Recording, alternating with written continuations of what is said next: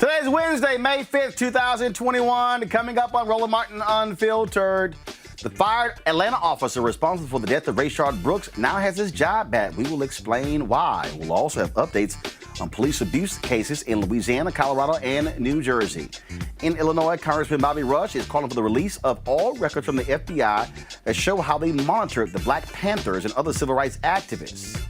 In Texas, a group of businesses and corporations are appealing to legislators to intervene in the passing of voter suppression laws. Former trade ambassador Ron Kirk, one of the signatories, will join us. Also, the national eviction ban has been overturned and could leave millions of people at risk of losing their homes. We have all of that. Plus, crazy-ass white person. Did a white Republican in Colorado call a black state legislator buckwheat? Yeah, he did. It's time to bring the funk. I'm Roland Martin Unfiltered. Let's go. He's got it. Whatever the biz, he's on it. Whatever it is, he's got the scoop, the fact, the find. And when it breaks, he's right on time and it's rolling. Best believe he's knowing. Putting it down from sports to news to politics. With entertainment just for kicks, he's rolling. It's on go, y'all. It's Roland Martin, rolling with Roland now. He's funky, he's fresh, he's real, the best, you know he's Roland Martin now.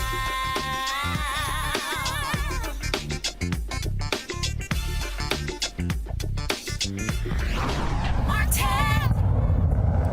The cop who killed Rayshard Brooks has his job back. Garrett Ross' termination has been reversed by the Atlanta Civil Service Board due to the city failing to afford his right to due process. He also sued Mayor Keisha Lance Bottoms and Police Chief Rodney Bryant, claiming he used deadly force within the scope and course of his duties. You might remember, Ross shot Brooks as he was running away in a Wendy's parking lot on June 12th.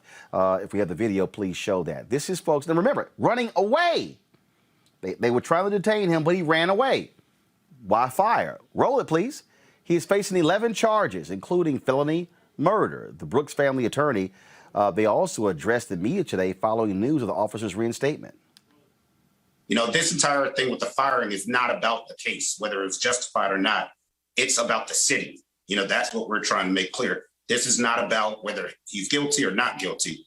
This was a procedural error where Officer Rolfe didn't get his rights that apparently the procedures and policies have in place. So that's what we're not commenting about whether it was right or wrong. I mean, they clearly, from what the board said, did not follow the proper procedures for him. And that's just an error that cannot happen.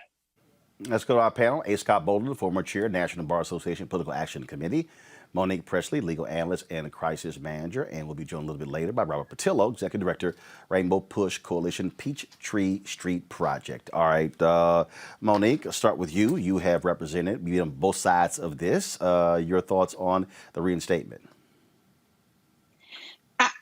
Well, I agree with my former law student, L. Chris Stewart, ESQ. This is not about guilt or innocence. This is not about right or wrong. This is a procedural matter, and it's unfortunate, but I know we're covering it later in the show, but it's analogous to me to the way that the defense counsel filed a motion for new trial in the Chauvin case. Certain things happen all of the time procedurally, and it doesn't mean that this is the end of the road or that there won't be a better outcome. So I'm not too bothered by where we are right now. And the thing, Scott, he's saying that he followed procedure. Again, we're showing the video right here, folks. If this triggers you, please turn away. And they were trying to detain him. He was tussling with the officers. They were trying to put handcuffs on him. And in a moment, what you're going to see Rayshard Brooks again try to run away. The officer fires. I mean, what the public keeps saying, is why are you using lethal force? Why are you using lethal force? That's what people keep saying when somebody's running away from you. Didn't have a weapon, didn't have a knife or a gun, and so the argument that was made by the Atlanta mayor and the police chief was, sorry, you got to go. Yeah, you're absolutely right about that. But Roland, I keep using this same case analysis, if you will. Why do the police go from zero to deadly force? There's no in between with them. They're trained to do. Now, in this case here, again, if y'all could just go back, not the beginning, go back to you'll see there where Rolfe pulls his taser out, he fires the taser, okay? And then he pulls the gun out. But again, what folks keep saying is, okay, he's running away from you. If he's running at you, if he's trying to charge into you, how is your life threatened? How is the life of citizens threatened if somebody's running away from the police? You got his ID, you got his car, ain't like you can't find him. Deadly force is deadly force. Or you could chase him. Or how about you don't chase him and say, hey, we're going to bust your ass when you get tired. Don't worry about it. We're going to find you. Basically. But remember this too, Roland.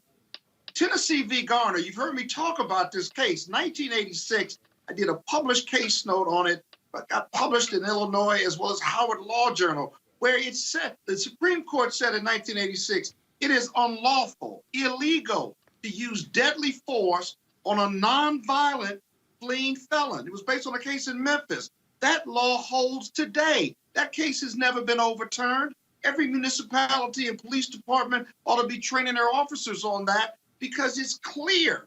It's clear in that case, a young kid was trying to climb a wall and the police shot him. He was unarmed. He was a nonviolent fleeing felon, and they reversed, sent it back down, and the municipality of Memphis paid millions of dollars or hundreds of thousands of dollars for that liability.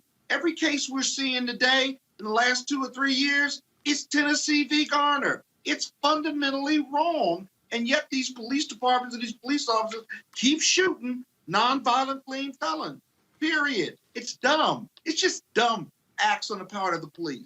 And that really, Monique, is what we keep hearing from folks here. And what you also are seeing, this happens in other cities as well, we've been covering this, where they are looking to change the police chief, actually the mayor of Columbus, Ohio. He talked about the difficulty of firing officers who commit wrongdoing because they get hired right back or gets overturned by arbitrators. Can I ask a question? Roland? Yeah, I haven't left. I'm right here. I asked permission to ask a question. I don't want to overstep. What?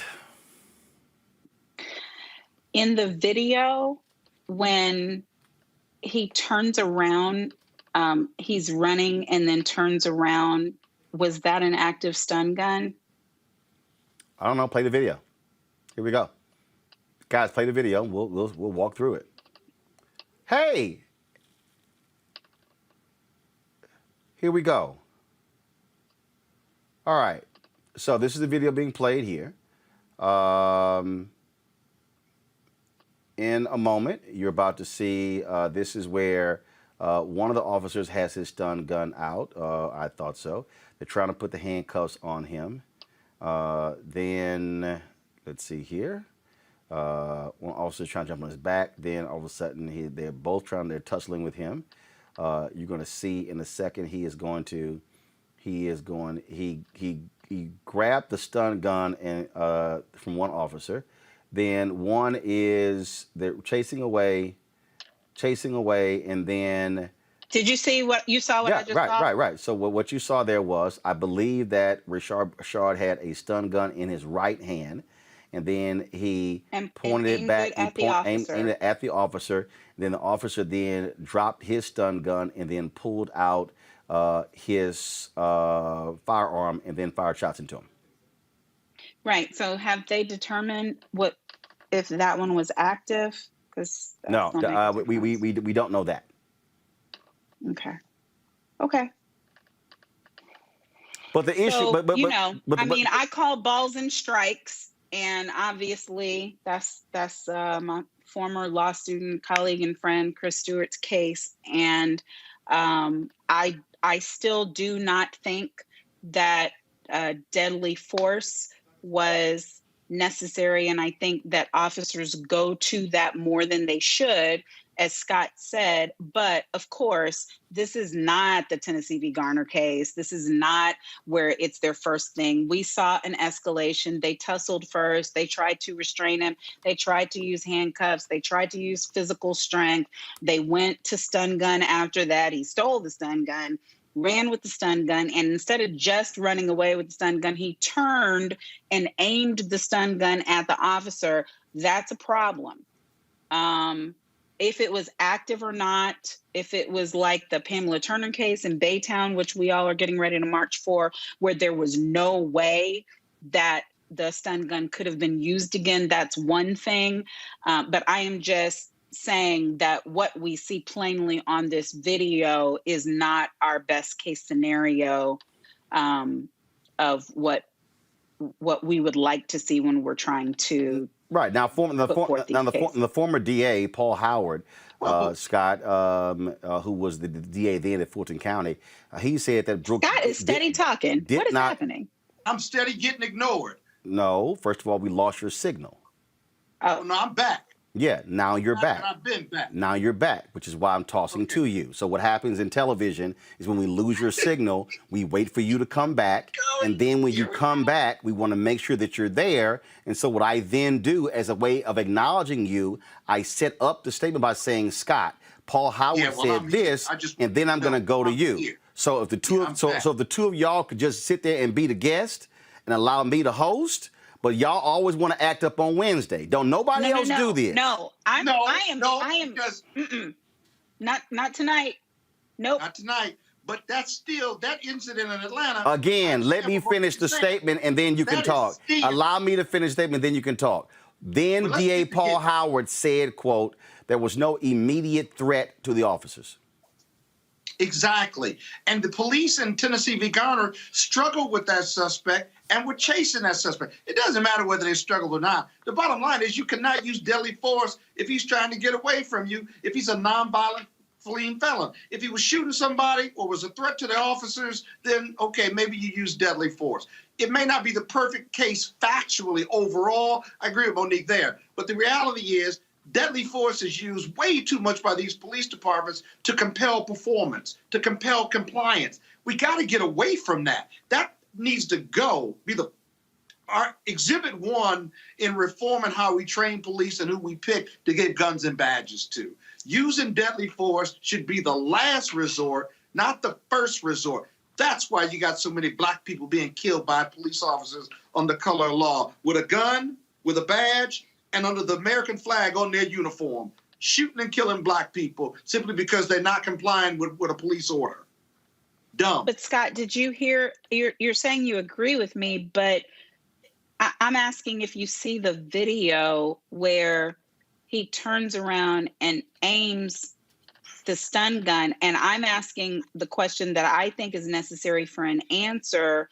Was it live? Was it a stun gun that could have incapacitated an officer? And of course, I'm asking this because what our viewers may or may not know is the reason why officers react the way they do when there is a live stun gun is because suspects who are not just trying to get away will use the stun gun to incapacitate the officer and then use the officer's weapon against them or take it and use it against other people. So we've backed up like 5 felonies real quickly in a row in that scenario. So but Monique, stun these gun are still does not have to be met with stun gun.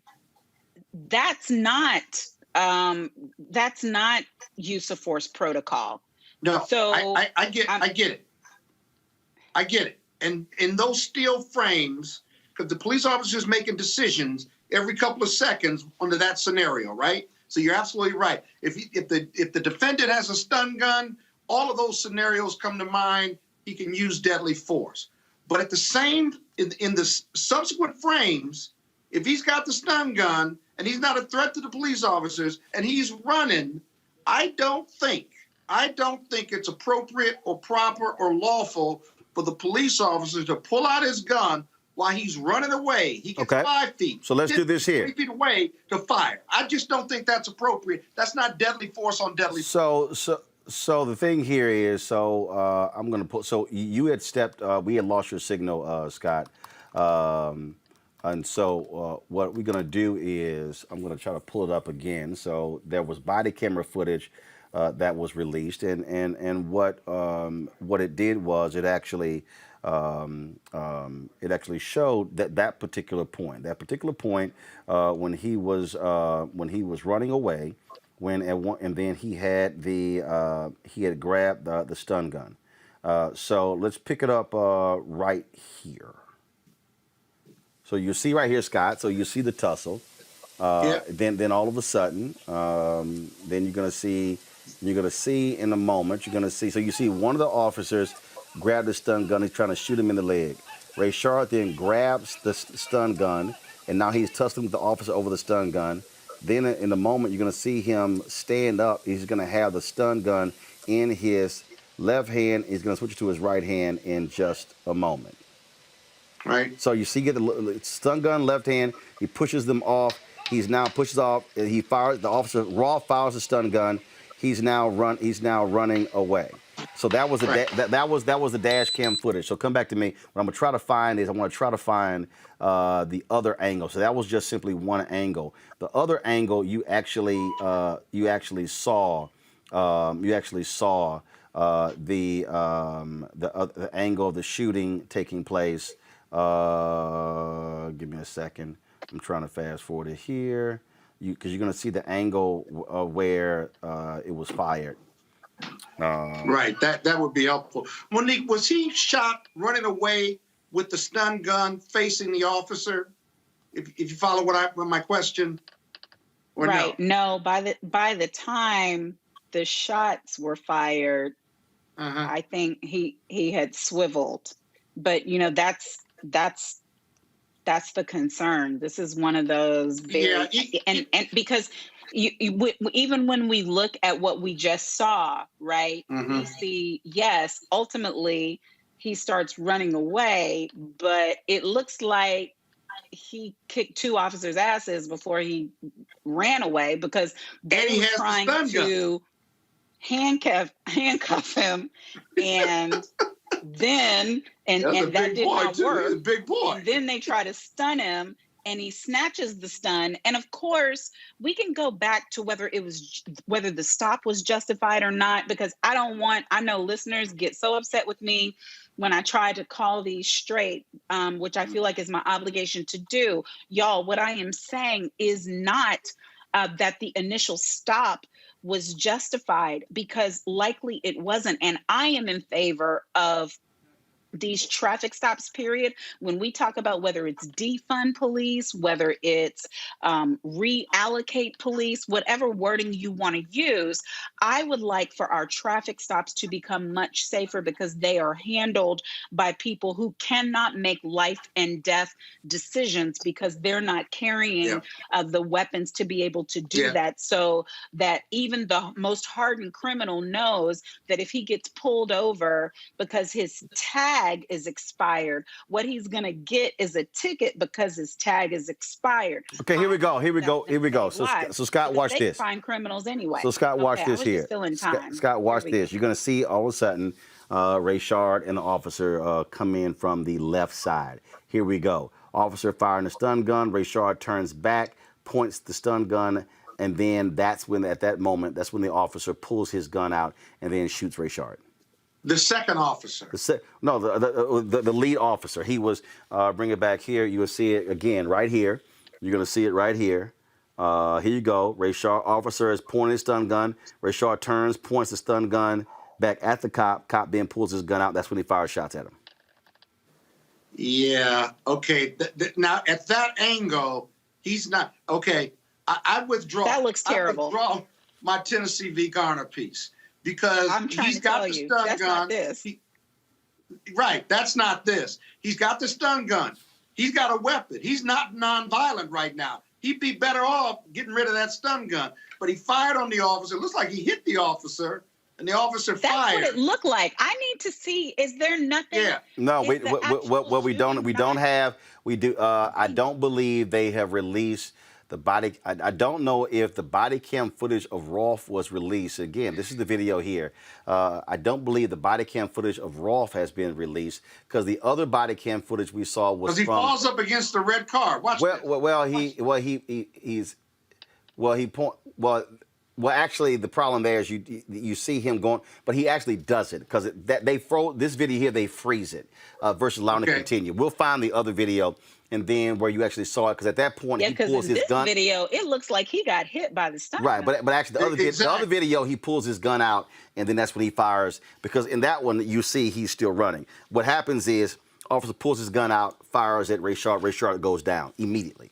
Robert Patillo joins us right now. Robert, what do you make of the? What do you make of the people giving Rolfe his job back? But still, the contention of the former DA Paul Howard, as well as the family of Rayshard Brooks, that the officers still use excessive force. Your thoughts? Well, I think it's absolutely excessive force. I think that what we are seeing is the power of police unions in this country, and also the ability and leeway that are given to officers in excessive force cases. This is why it's so important to pass that George Floyd Justice and Policing Act, because what we've seen nationwide is that officers who have sometimes dozens of complaints of excessive force, they go 100 miles down the road and find a new job at another police department, or they're able to appeal their cases and then get their jobs back. We saw also the 2 college students here in Atlanta who were tased and pepper sprayed for no apparent reason. Those officers were fired and then ultimately given their jobs back also. So Robert, you believe that even though the video that we showed, Rayshard Brooks had grabbed the stun gun and was running and pointed it back at the cops, that Rolfe still used excessive force, should be fired? Well, I think you have to roll the video back to the beginning of the interaction. Remember, this interaction began with a man who was passed out in his car in a Wendy's drive-thru, a Wendy's that I've been to before. And I think we have to look at the way we do policing in this country and the fact that, frankly, if someone's passed out in their car, instead of sending 2 armed police officers to address the issue, you should send an ambulance to find out why this person is passed out. They could have had a heart attack. They could have had a stroke. We don't know. So why is it that is automatically the response to an African-American is to send somebody to send armed officers to the situation? I think secondarily, they spoke to this young man, Rayshard Brooks, for several minutes. They articulated to him what was going on. I think during this period of time would have been the time to de-escalate the situation, take him into custody peacefully, and take him to the hospital to get the medical care that he needed. The escalation doesn't start at the point when the excessive force and escalation doesn't start at the point that they're running away. The use of excessive force starts from the entire interaction from the beginning, and the fact that these officers were unable to take a passed out man into custody without weapons being drawn and a foot chase taking place. This is police training. It goes into police accountability. This is the video of him and the breathalyzer. Pull the audio up, please. Intent to, have a good time, and I said, babe, I'm hungry. Let's go. My baby's mom, she was there. I said, babe, go ahead. I'm cool. Here's the money for the blow-up bed tomorrow. Here's the money for, to enjoy herself tomorrow. Just, give me a burger or something. Right. Just take me home. I'm ready to go. So you had about 1.5 drinks, but you don't remember what kind of drinks they were? No, sir. All right. I really don't, Mr. Ross. All right. I think you've had too much to drink to be driving. So put your hands behind your back for me. Here, put your hands behind your back.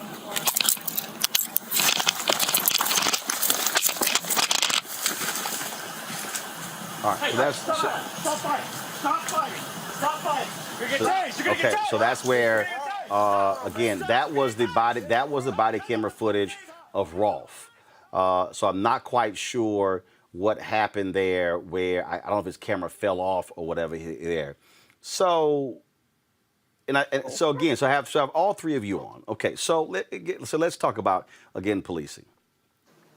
Here's somebody slumped over, breathalyzer. They want to handcuff him. You saw it wasn't acrimonious. It wasn't until they tried to cuff him, then all of a sudden the scuffle ensues. The question that people are raising goes to, okay, you have this scuffle, you have back and forth, and he's scuffling with 2 officers. even the point when he takes off, do you use deadly force? There's nothing on the flip side of death. Death is death. So do you use deadly force? And from a policing standpoint, how do you change police policy in this case when you're trying to detain someone, you try to cuff him, he resists, he tussles with both officers, fights with both officers, and then grabs the stun gun of one and then starts taking off running. Rolfe follows him with the stun gun. Then when he points back with the stun gun, then he pulls the gun out. So the question is this here. Are you saying, Robert, Scott, which is different from Monique, are you saying that the officers should allow him just to take off and say, all right, this was suspected drunk driver, he taking off running, I'm not about to sit here and chase after him and potentially fire my gun at him. What should the policy be for officers in that situation?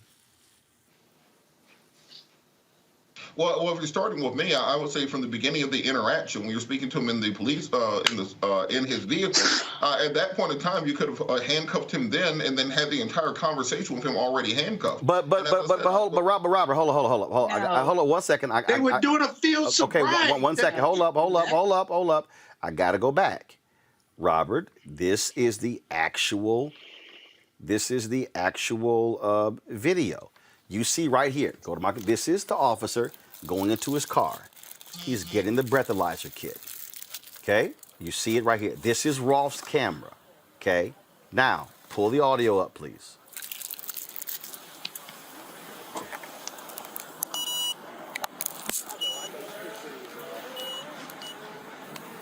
All right, just take a deep breath in. Put your mouth over the mouthpiece. Blow as hard as you can until I tell you to stop. Blow, blow, blow, blow, blow, blow, blow, blow, blow, blow. Stop. Very good. Actually, that wasn't Rolfe. That apparently that was the other officer. That's it. How many? Yeah. 1.5. Yeah. Like I said, I was into the second cup. So Robert, they're having a conversation. Takes the breathalyzer test. They're asking him about drinks, all those things. This is at the 50. This was about a minute and a half before they said, "Sir, you're gonna hear it in a second." Have a good time, and I said, "Babe, I'm hungry. Let's go." My baby's mom, she was there. I said, "Baby, go ahead. I'm cool. Here's the money for the blow-up bed tomorrow. Here's the money for, to enjoy herself tomorrow. Just, give me a burger or something. Right. Just take me home. I'm ready to go." So you had about 1.5 drinks, but you don't remember what kind of drinks they were? No, sir. All right. I really don't, Mr. Ross. All right, I think you've had too much to drink to be driving, so put your hands behind your back for me. Yeah, put your hands behind your back. Okay, so Robert, you just heard that whole exchange. What did they do wrong in your estimation? Well, one, as I said, I think that in situations like that, when somebody's passed out drunk, you can't expect them to make rational decisions thereafter. So initially, I think that conversation should have happened at Grady Hospital, quite frankly, where somebody's passed out, you take them to the hospital. And Robert, how do you get him? One second, Scott. How do you get him to Grady Hospital? While he is passed out in the car, you handcuffed him and then start having the conversation. You put him on a gurney, put him in the ambulance, you take him to the hospital. This happens all the time. Well, no, Robert, hold up, Robert, he was passed out, but then they woke him up. He was lucid. You heard him there. The whole conversation, it was a fairly decent, not contentious conversation. When they said, they talked to him, "Sir, we're going to arrest you. Then please turn around." This is not, "Oh, you're defending the cops, Rayshard was wrong." What I'm trying to understand is, if we're going to have this conversation about what the cops should do that's different, what happened there that should have been done differently up until that point when he resisted? As I said, I think that even from an officer safety perspective, that frankly having the two officers surrounding him at the time, somebody who was just passed out drunk, that they probably should have had him already restrained at the time that you're having this conversation. You articulate what the issues were. If you find that he passes the breathalyzer test, that there are no remaining issues, then you release him to into the pub to go home. If you find that there are issues, then you take him in for medical care. If you find that there's some criminality, you take him into custody. I think a foot chase in the middle of the night is probably the worst of all possible outcomes in this situation, and that comes from police not following the proper steps to secure the scene prior to executing an arrest. Scott? Robert, you are bastardizing the police procedure and process. He fell asleep in the car at the drive-thru because he was drunk. They gave him a breathalyzer. They were very professional with him. And if you say that was a lucid conversation, first of all, don't ever admit you had something to drink to the police, ever. Even if you did have something to drink to the police, because you're going to get arrested if you're driving. He said, I had 1.5 drinks, but I don't know what I had. Well, I got to presume you had a whiskey or you had a vodka or to a beer. Don't admit that. Once he admitted that, he's going. He's going. I don't care because he's driving, and 1.5 drinks in most jurisdictions will get you to 0.08. So once he admitted that, and he blew, I couldn't tell what he blew, they were going to arrest him. Once they arrested him, secondly, don't be, he's tussling in the streets with the police trying to get away. That's a dangerous situation, but he's driving that narrative. The police aren't driving that narrative.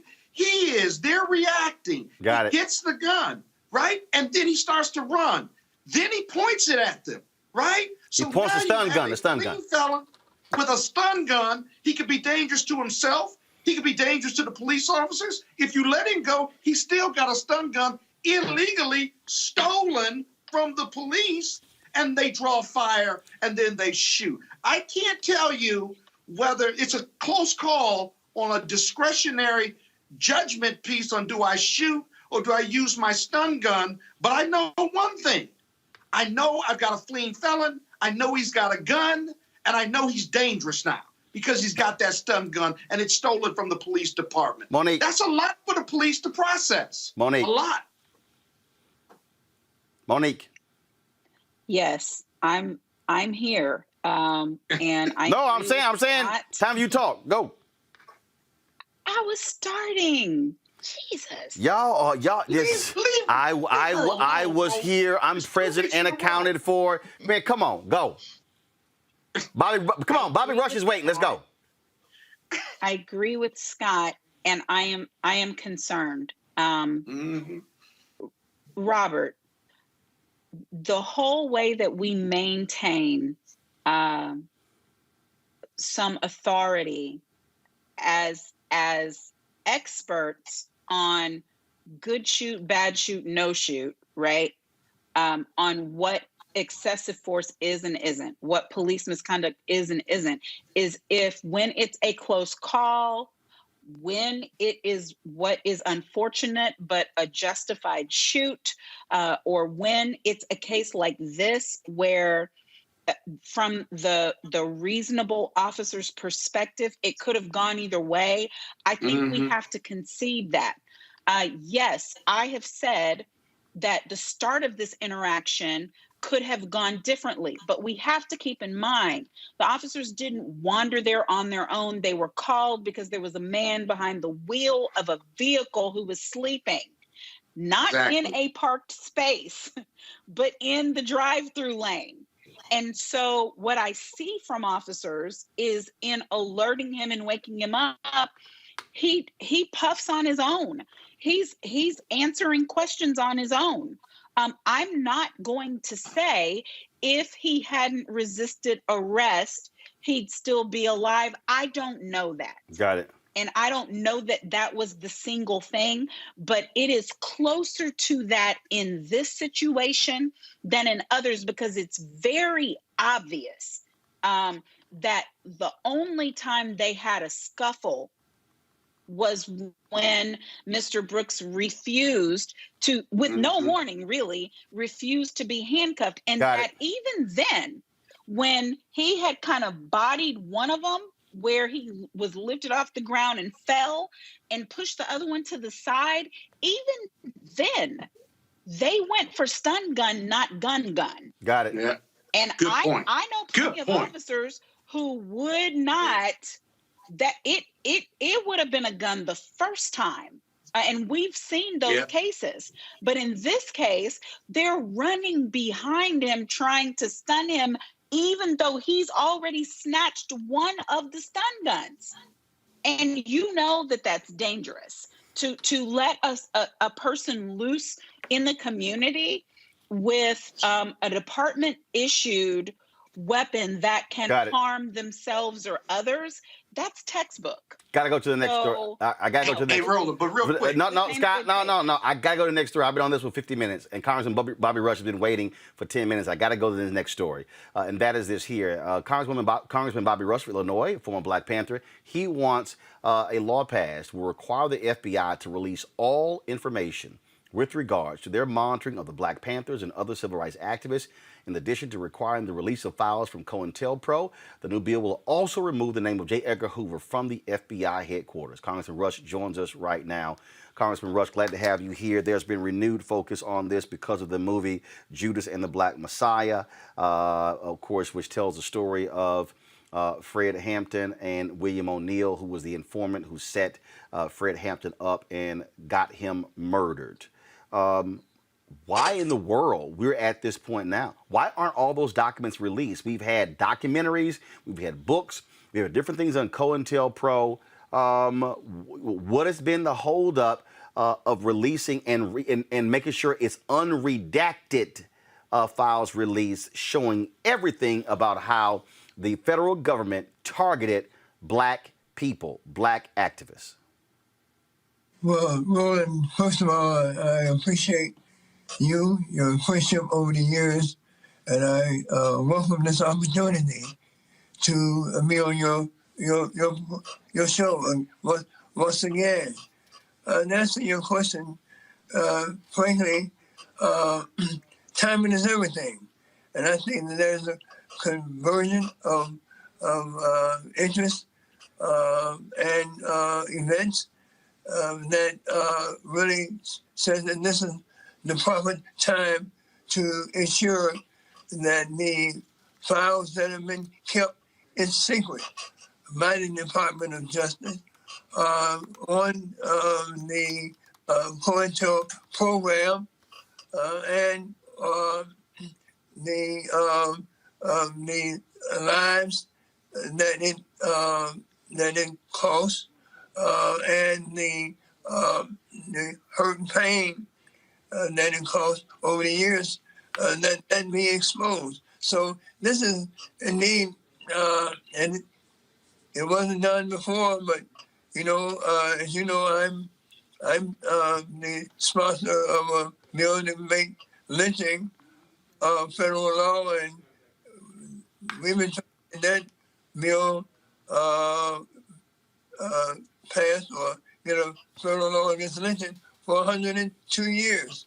So I don't know. This isn't the right time for it, Roland. That's all I can say. It's the right time for it. The thing that jumps out here again is that, like I said, we've had these stories, we've had all of these things, we've had, like I say, the documentaries and the movies and things along those lines. But we still do not know the full extent to which the FBI deliberately attacked Black people. In a few years, these audio tapes of Dr. King are going to be released. Right. And David Garrow has already written a story based upon the FBI notes, and it's salacious material. Making all kind of different allegations of extramarital affairs. This FBI agent writes down that there was this alleged rape that took place, orgies, all this sort of stuff.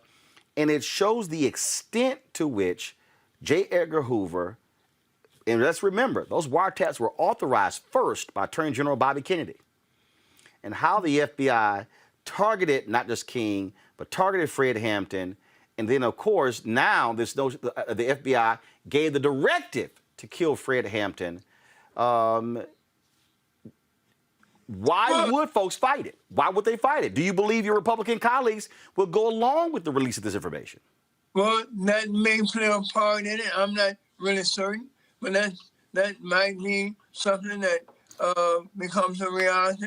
But I think that more than anything else, one of the outstanding factors that exists right now is the fact that we got an Attorney General, Merrick Garland, who seems to be anxious to do the right thing. And I think that he's probably motivated by his treatment for a nomination to the Supreme Court. So he's a more dedicated ally right now. I think that the Biden administration has certainly created a scenario because based on the dynamics and the South Carolina influence on his total election. So I think that this is, history has revealed this as a moment in time that we should go forward and seek knowledge about the FBI's, as you said, spying, not only spying, but creating havoc. I mean, in the instance of the Illinois chapter of the Black Panther Party, I know this firsthand, that the FBI tried to create a gang war, a street war between the Black Panther Party and the Black Stone Rangers. I mean, that's pretty well documented, and we were smart enough to avoid that. So the scurrilous, underhanded, lawless, racist history of the FBI as it relates to the Black movement, liberation movement, movement for human rights, movement for justice in America, it has to be exposed. Now, all those, including Garraway's book, all those we've never had the federal government, which is the official state engine. We've never had an official declaration by the federal government that says our agents, our Department of Justice assassinated Fred Hampton, spied on Dr. King, spied on Malcolm X, spied on Billie Holiday, spied on countless others, not just African Americans, but whites and Hispanics all across the board. So we want, under that COINTELPRO program, which was that decades-long program, we want every comma, every period, every sentence, every word, we want it revealed to the American public. We want to know how much money that the guy, the FBI agent, who was William O'Neill's handler, how much money did he get? Because that's taxpayers' money. So do you? Okay, so you have a bill. So do you want a 21st Century Church Commission? Do you want like the House Select Committee on Assassinations? Or are you calling on Speaker Pelosi to set that up? I'm not asking for a congressional committee of any type. I'm saying that the federal government, the executive branch, give up the goods. Open up the book, let the American people see what this COINTELPRO program. So you're saying that you want President Joe Biden to declassify. I want to be just clear. You want President Joe Biden to declassify all documents related to COINTELPRO. Those that are look, I think that when you say declassify, first of all, I want him and the administration. I want his administration to justify classifying this information, particularly the murder of Fred Hampton and Mark Clark after 52 years. I want them to justify this being classified information. And if you can't justify it, then my bill says we're going to set up a committee of uninterested parties that will look at those documents that you classified and make sure that these documents will stand the scrutiny. Got it. Right? So, but we want them to open up the book, reveal the truth about Fred Hampton's assassination. And let me just say this to you, Roland, and you know this, but Fred Hampton's assassination was the only assassination in American history that was ordered by the state. That was a state-sponsored, federal government-sponsored assassination of an American citizen. Nobody else who's been assassinated in this country, Abraham Lincoln, Surmat, the Kennedys, and Dr. King, none of them were assassinated by an official arm of the federal government. Got it. Only Fred Hampton. And we want to know how much money was paid through J. Edgar Hoover to Roy Mitchell and to William O'Neill as reward money. Got it. Money for Fred Hampton and Mark Clark's life. That's what we want to know. So, last question for you. Have you sent a letter directly to President Biden asking for this to be done? No, I sent a letter to Merrick Garland. To the Attorney General? To the Attorney General. I talked to the Biden administration just this very afternoon. All right? And notwithstanding that, I've introduced a bill, H.R. 2998, and that will have the imprimatur of the U.S. Congress in line with this demand to get COINTELPRO, every sentence of it, every paragraph, every dot in it, released to the American public. Congressman Bobby Rush of Illinois, we appreciate it. Thank you so very much. We'll certainly follow up with the White House and the Department of Justice, see what they say. Thank you. I appreciate it. Thanks a lot. I want to go to my panel here. Robert Patillo, Scott Bolden, Monique Presley. Robert, I'll start with you on this. The request is simple. Release all those documents related to COINTELPRO.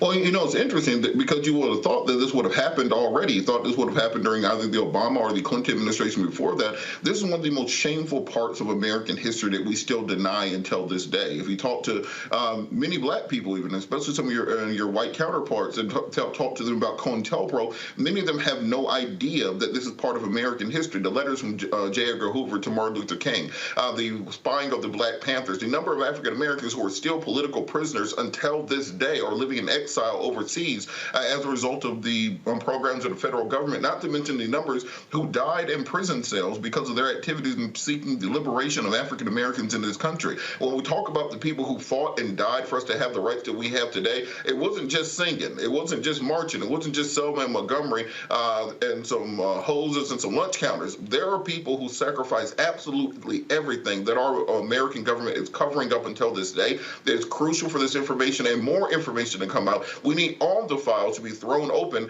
Frankly, I think the scope is actually too small. I would like to see everything from Reconstruction until the present day being thrown open as to what was done to stagnate the progress of African Americans in this country. And when people have these questions about why the black community is in the state it is currently, you cannot look at that without looking at the role of the federal government in stagnating and destroying black leadership and preventing us from reaching many of the goals that we set out as a community.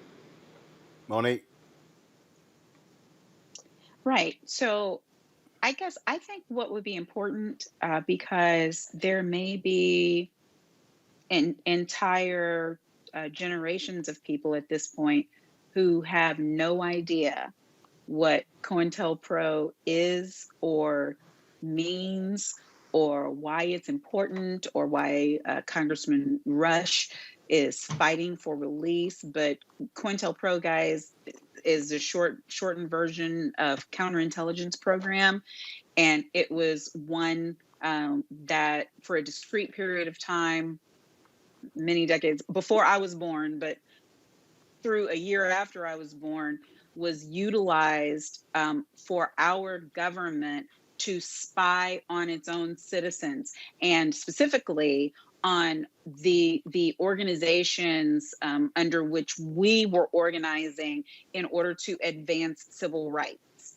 And so the work that they did, which was illegal, should be exposed. And for those who know about what happened, the opposite side of the argument is that it would be destabilizing because we maybe would find out too much about how, the big bad boogeyman is us. It was the FBI, it was Hoover.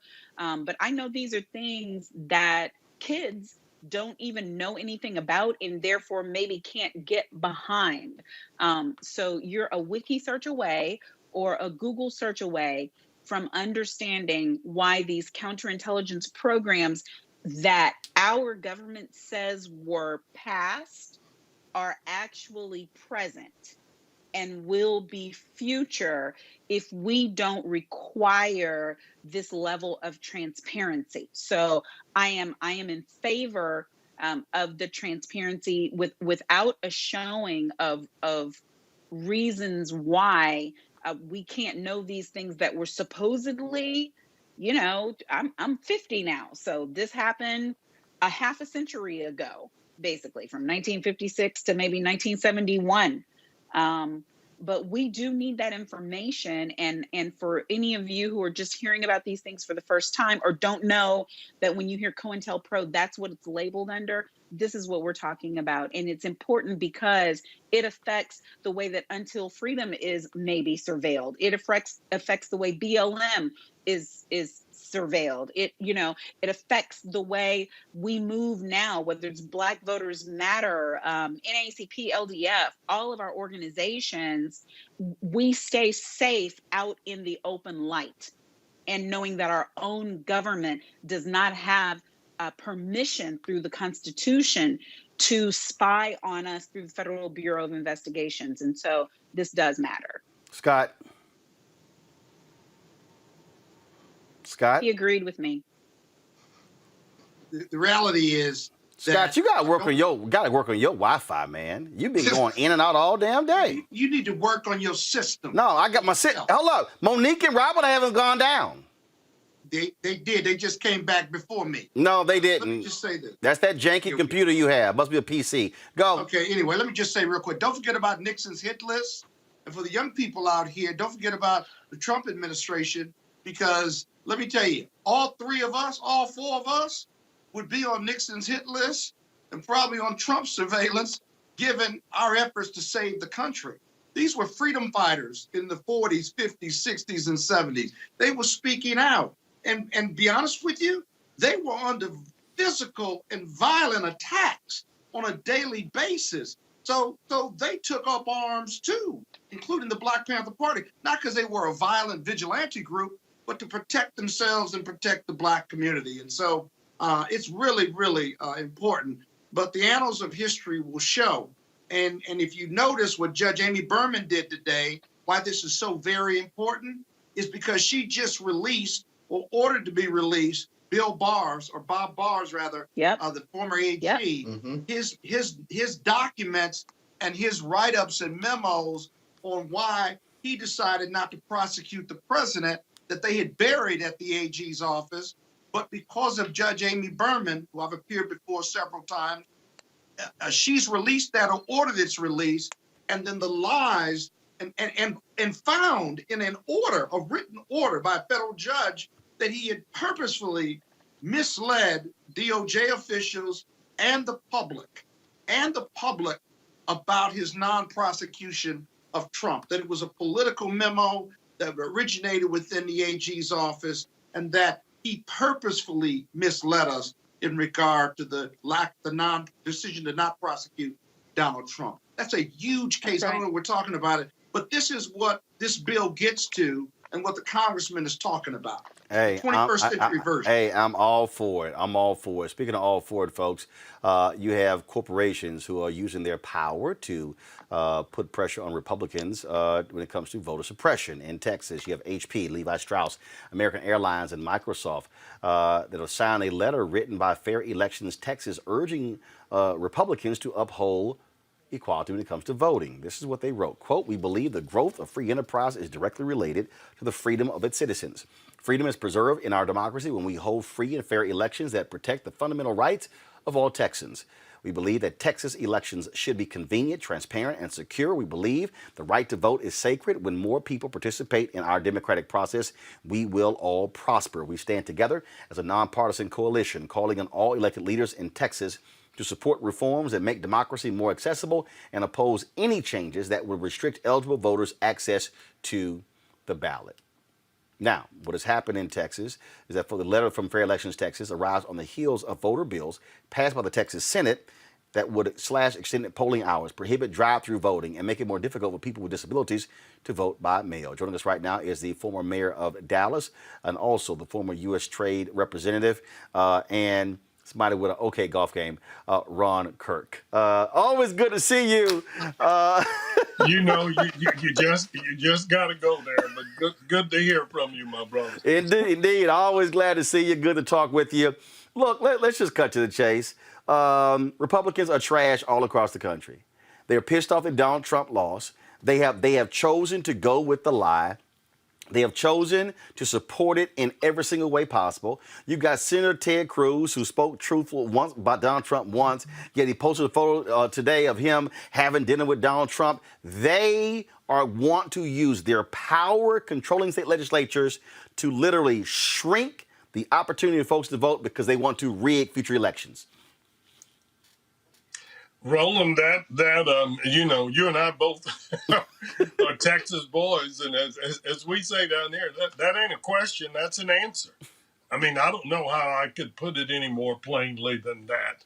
And now the reason I think you're seeing corporate America stick their neck out and wade into territory that many of them normally don't. They don't like getting involved in partisan fights.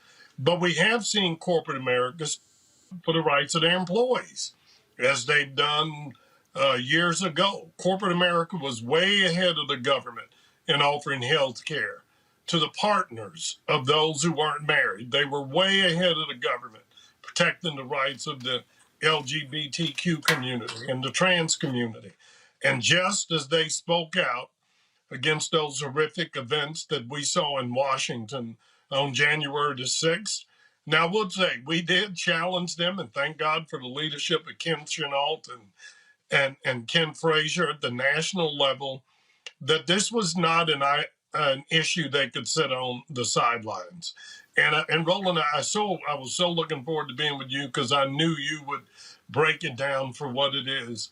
If I hear one more time, you know, what's the matter with voter ID? And if I have to show an ID to get on a plane, this isn't about voter ID. Right. Most of these states already have voter identification standards in place.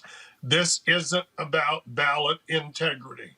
As I know it was a different topic, but as both of the prior speakers noted, it was Donald Trump's own attorney general that said, look, this was a fair election.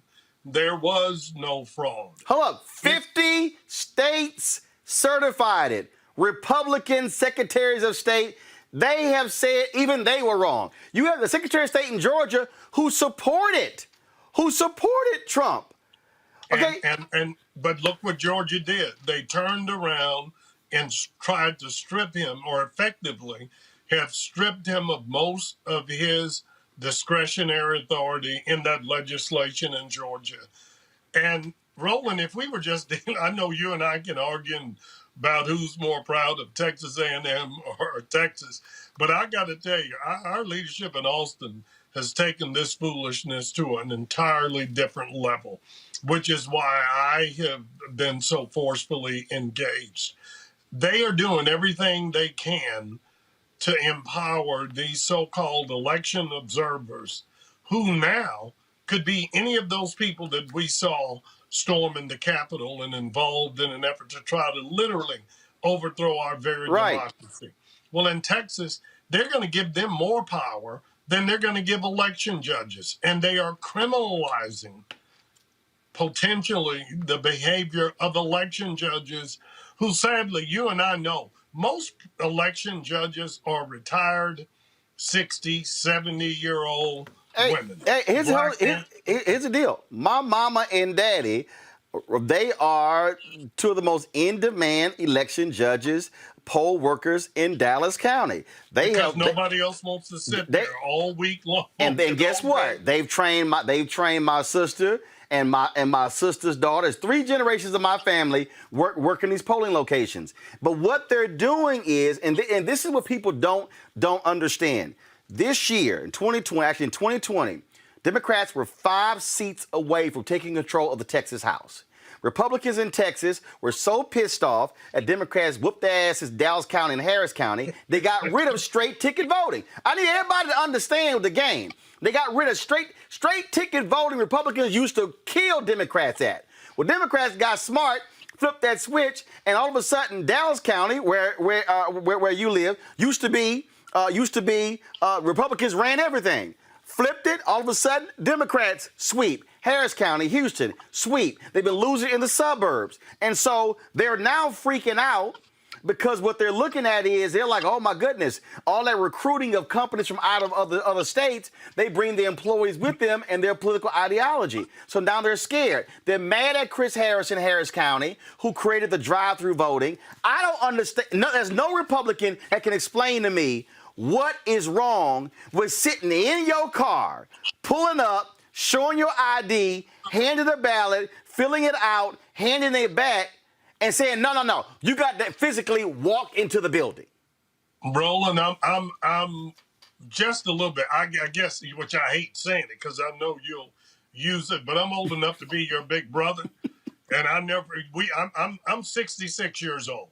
So I've lived to see my parents have to fight the poll tax and your parents. Yeah, mine's 74. Yeah. And when we got on those buses and were met with rocks and cuffs, and we used to always say, when Republicans would always say, we're not opposed to busing, we're just opposed to this. And we had this saying, it ain't the bus, it's us. And there's nothing wrong with anything you articulated.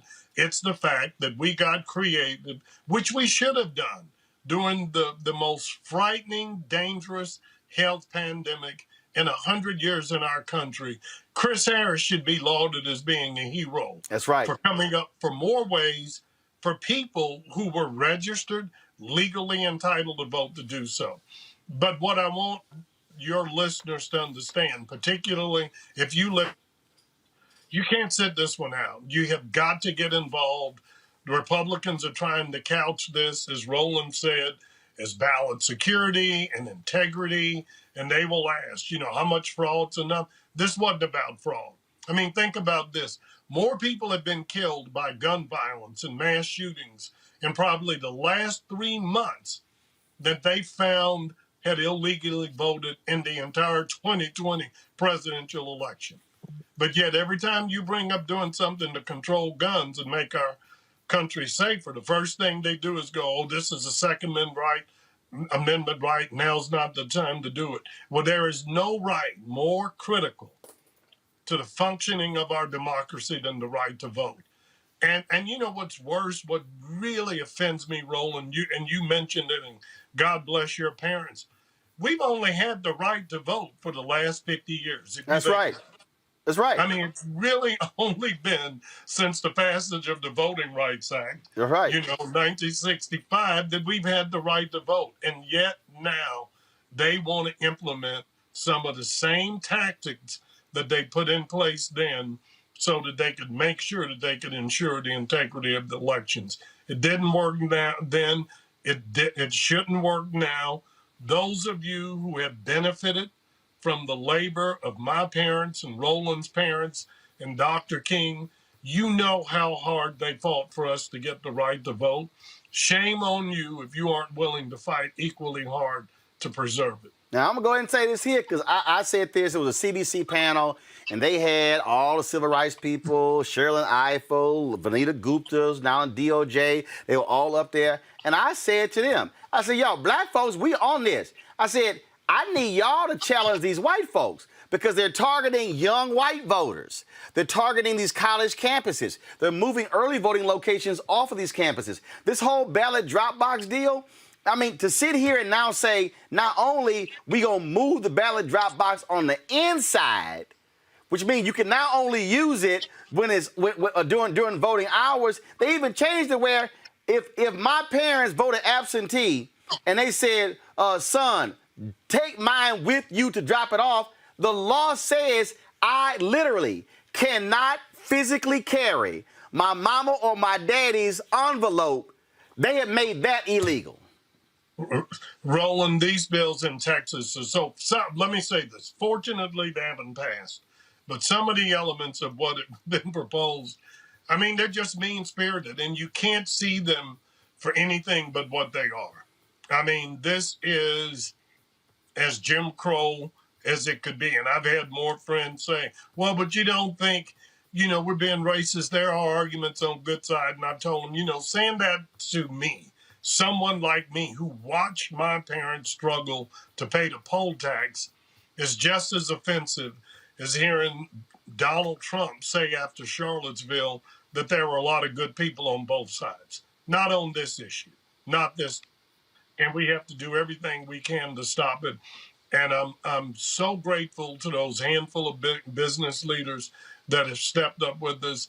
American Airlines, Dell Computers, IBM, so many other companies, REI, and others in Texas. But we need those of you who are listening. If you live in Texas, if you have friends in Texas, pick up the phone, get them to call their legislators and tell them that this is unacceptable and we're not going to stand for it. I agree 100%.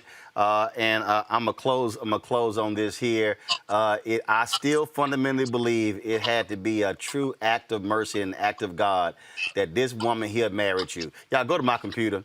This is Matrice Ellis Clerk. This is Matrice Ellis Clerk, the wife of Ron Kirk. I don't know how. I mean, she just had good things happen to good people.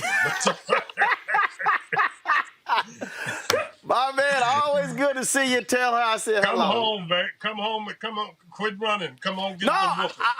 I'm gonna come home, but my parents want to come. Go see mama. No, they want to come visit me. They want to come visit me. I'm flying them up next week. Come get your whooping. Okay. I got the vaccine. I'll get you vaccinated. I'm already vaccinated. I'm vaccinated. I'll be happy to take some of that legal money. Well, you're going to get another shot. Hey, all seriousness, we need your help. Thanks for shining a light on this. We're going to fight it as long as we can and hope we can get common sense and decency to prevail. Appreciate you, my brother. I'll be down soon to help Deborah Peoples become the first black mayor of Fort Worth. So I'm giving her money. I'm going to give her money again. Give her money again. All right. If one more person asks me, do you think she can win? I tell them I have no idea if she can win, but I know this. If you don't vote, if you don't give, she doesn't have a chance. So do what you can. She's supremely qualified for this job and would be a great mayor for Fort Worth. All right, then. Ron Kirk, we certainly appreciate it. Thanks a lot. All right, my brother. Thank you, sir. Real quick on my panel here. This is all hands on deck. I mean, what we're seeing, and then it did just start in Georgia. We're seeing 47 states, Robert. But the bottom line is this here. Democrats have a very slim majority in the House, 3 seats since Congressman Alcee Hastings died. Now Ron DeSantis is going to leave that seat open. I saw one story for the next 280 days before they have a special election. Republicans could literally gerrymander themselves to victory. So forget even voting. In Texas and Florida alone, if they are able to gerrymander 5 seats to flip those from Democrat to Republican, Democrats can lose the House. So people need to understand that if that then happens, Kevin McCarthy is Speaker of the House. Crazy fools like Marjorie Taylor Greene, they now empowered. Crazy-ass Jim Jordan now is chairing a committee. And if you thought you saw craziness during the years of Trump, we're going to go back to the years when the Republicans were attacking Obama for everything if they are in control of the House. And so for all these dumbasses out there who keep talking about, well, Roland, I don't understand, or, you always talking about voting. Well, guess what? What Bobby Rush is asking for, if they in control of the House, that ain't got no shot ever happening. Well, Roland, understand, this is pervasive across the entirety of the South. It's not one particular state. It's the entire old Dixie coming together for voter suppression. Look at states like South Carolina. They're about 38% African-American. Georgia, about 35% African-American. Alabama, nearly 40% African-Americans. We should have complete hegemonic political control in the South. Why do we not? Because of voting restrictions, voter suppression, and efforts to change the way that we vote and thereby redistrict. Understand that Donald Trump gave Georgia the mandate. He said, find me 12,000 votes. And that's how we got the new voter suppression law in Georgia. There are 159 counties in Georgia. Do you know how many people have to be able to not vote in order to get Donald Trump his 12,000? 80 people per county. 80 people per county just have to be impacted by changing the voting hours, by getting rid of drop boxes, by making it more difficult for elderly people and disabled people to vote, by having long lines where we can no longer give people food and water in order to stay in line. That is what they're doing. They're trying to skim off just enough votes to stay in power. In the last 30 years, Republicans have won the popular vote a grand total of one time. If you know someone 17 years old, they've never seen a Republican win the popular vote. In the Senate, they represent 41 million fewer people than the Democrats do, despite having a 50-50 split. They are not trying to win in the marketplace of ideas. They are not trying to actually win the majority of the American people. They are simply trying to rig and break the system to their own will, and that's how they stay in power. Monique, when I was in Elizabeth City, North Carolina, I had some loudmouth fool out there. Roland Martin, we don't like you because all you doing is trying to get us to vote Democrat. I said, dumbass, somebody gonna win. One of them or a Democrat. I said, now, please show me, just show me the evidence where the Republican even gonna listen to you, where they gonna talk to you. I said, show me where they are going to, I said, all this stuff you out here yelling in the megaphone, show me the evidence where they gonna support anything you saying. I said, I ain't letting no Democrat off the hook, but I damn sure not stuck on stupid and go sit here and say, sure, y'all go ahead and be in control of the United States Senate and now control all federal judges. Sure, y'all be in control of the House. Now, not a damn thing we actually want to get done is going to get passed. Sure. I'm like, you running your ass around here, out here with your dreadlocks, talking about you remember the new Black Panther Party, holler reparations. I said, show me a single Republican who has come out in favor of reparations. His ass couldn't say nothing. Is that a question? First of all, that was for Monique, Scott, and she on mute.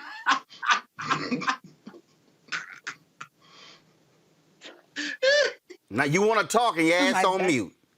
Go ahead. Y'all, between you and Scott, his jacked up cricket Wi-Fi, y'all go ahead, go ahead. Yes, the heckler in chief was a whole mess, but reflected loudly a point that I don't think we can ignore in terms of the difference between what is actually happening and what people who don't spend their life watching news all day, living news at night, reading news, reporting on news, etc. They get bits and pieces because they have entire lives and work and family and etc. That they have to pay attention to, or just straight survival. And you know what he said, juxtaposed to not just everything you just said, Roland, but let's look at Mitch McConnell today, as Jennifer Epstein reported. He's quoted as saying he is 100% focused on stopping this administration. And then the press secretary, Jen Psaki, when asked about it, says, well, contrast, because we're 100% focused on delivering, relief to the American people and stopping this pandemic. But McConnell, he wasn't quoted out of context. It really is the same as it was in the Obama era. And it doesn't even matter that what this administration is trying to do is going to help so many. He didn't say, I'm 100% focused on helping this administration succeed with an eye to our principles and holding them to the fire. He just said, stop them. Like, whatever it is they're trying to do is what we're trying to stop. So, hello, taxpayers out there, people who are working out there, people who enjoy your Obamacare out there, whatever it is that this administration is trying to do, that $1,400 check, they're trying to stop that. The vaccines in arms, they're trying to stop that. The Obamacare, the affordable health care, insurance for other people, and the expansion that President Biden wants to do to it, they're trying to stop that. This jobs bill, forget about it. The George Floyd justice in policing, don't even think about it. Any single thing that directly affects your life, understand that the people who are in power right now in the so-called grand old party, they are trying to stop it. That's you too, Republican poor people, Republican middle-class people, because there's so few of us, it's not even us, who are legitimately wealthy. So you need to understand, grand old party, they don't have your principles. People like Liz Cheney, who actually have your principles, they're trying to vote them out. This is the party of Trump. You are in the party of a certified fool. Now, do you want to stay there, or do you want jobs and health insurance and benefits and an increased minimum wage? Just saying. This is very simple for me, Scott, and I really don't care. When I see what Republicans are doing when it comes to voter suppression, I'm very clear. If you are standing on the side with Donald Trump, I want all those punk asses to lose. Every single one of them. U.S. Senate, congressional races, state rep, state senate, governor, county commissioner. I want all of them to lose. I will not be silent on this one.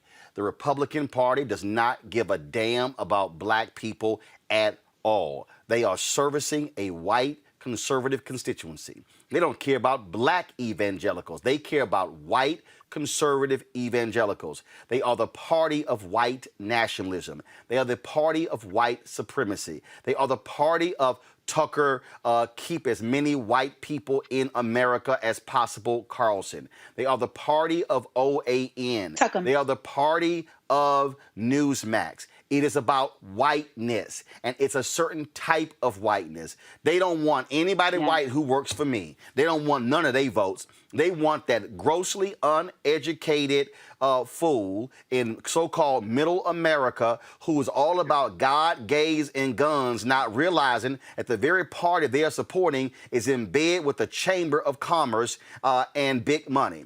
All these fools, they are anti-union, but these fools are hollering, I need a job. And so excuse me, so for all y'all out here, okay, who are sitting here complaining, oh man, I see you dumbasses, Roland, you shilling for Democrats. No, fool, I'm shilling for black people. I'm standing up for black people because I know how to read. I know how to listen. I know the difference between a party that empowers a grifter like Candace Owens, Brandon Tatum, C.J. Pearson, that punk Vernon Jones, that nutcase Angela Stanton King, and the difference between them and people such as Latasha Brown, Tamika Mallory, and folks like that who are fighting for issues we care about. They are not self-identified Democrats, but they understand the issues we're facing. Now, if some of y'all want to be stuck on stupid, if some of y'all want to sit here, both parties ain't shit,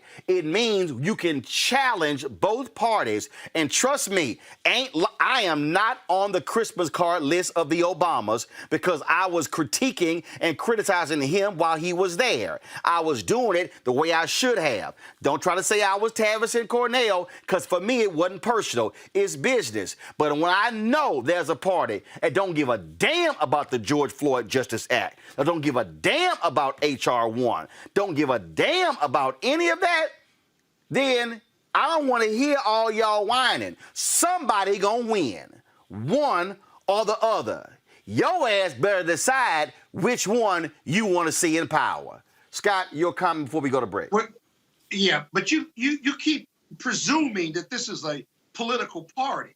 You have to have another political party in order to have democracy. This is not a political party. The Yes, it is. GOP. Yes, it is. No, They're in power. No. It's See, a hold on. party of No. See, you're doing. No, Scott. What you're doing is this is a mistake that Democrats are making. But Scott. it's true. No, Scott. You're making a mistake. You're making an intellectual argument. And I hear you. You have to have a party platform. Scott, no, you don't. Scott, they got a party platform. Their party. What is it? Party. Scott, their party platform is we ain't giving y'all shit. That's their platform. Everything y'all asking for, the answer is no. Their party platform, we going to keep doing tax cuts for the wealthy. Their party platform is we going to cut all benefits. The party platform is we going to sit here and shank all of y'all, and we going to sit here and keep keeping our rich folks all happy. That's not a platform. Scott, that's just no. No, Scott, that's their platform. So what I'm saying is there is a party. It is the Republican Party. They ain't gone nowhere. They right now believe they are going to take back the House. They believe they're going to take back the Senate. That's why I support, and I saw the tweet earlier today of Cliff Albright when he said, we're talking about voting, let me pull it up right here, when Cliff said, see, even your damn dog agree with me, Scott. Cliff Albright sent this tweet here out. What's Bella doing? Cliff Albright sent this tweet here out. Boom, go to my computer. 60 years after this courageous group, Black Voters Matter is announcing that we will board the blackest bus in America in June and head to D.C. to demand voting rights. We're putting out the call for folks to join the caravan. More information soon. If they don't put the pressure on Sinema and Manchin right now, I'm telling y'all, mark it right now at 7:35 on May 5th.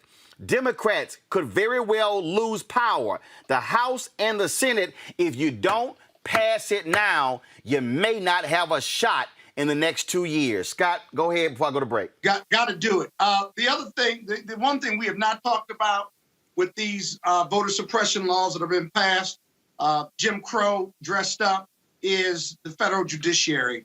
That the legal engines have to start running now. You hear them revving up to attack the constitutionality of these voter suppression laws, even in these southern red states. If you remember under Trump, one of our saving graces was that many of the circuits and many of the federal district courts, whether it was gerrymandering or whether it's voter suppression laws or how those laws were being implemented, there was some relief coming from the circuits and from the federal district courts.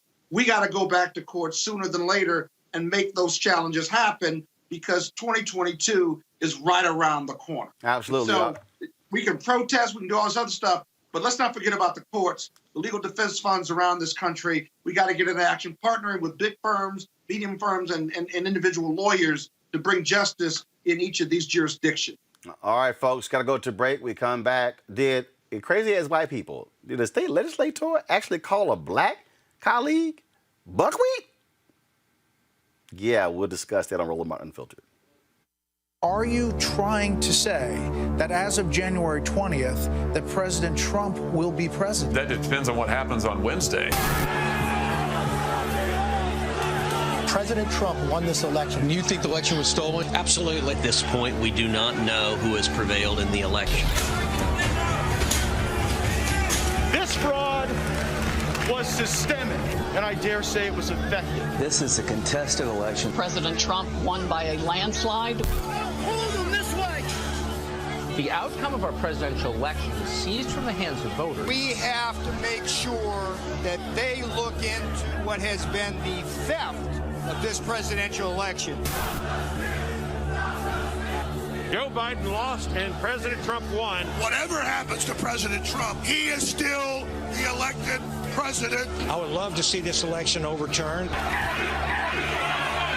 No one believes that this guy got 80 million votes. It doesn't feel right. It doesn't look right. No ragtag group of liberal activists will be allowed to steal this election. The president wasn't defeated by huge numbers. In fact, he may not have been defeated at all. Over the next 10 days, we get to see the ballots that are fraudulent, and if we're wrong, we will be made fools of. George Floyd's death hopefully put another nail in the coffin of racism. You talk about awakening America. It led to a historic summer of protest. I hope our younger generation don't ever forget that nonviolence is soul force. Priceless.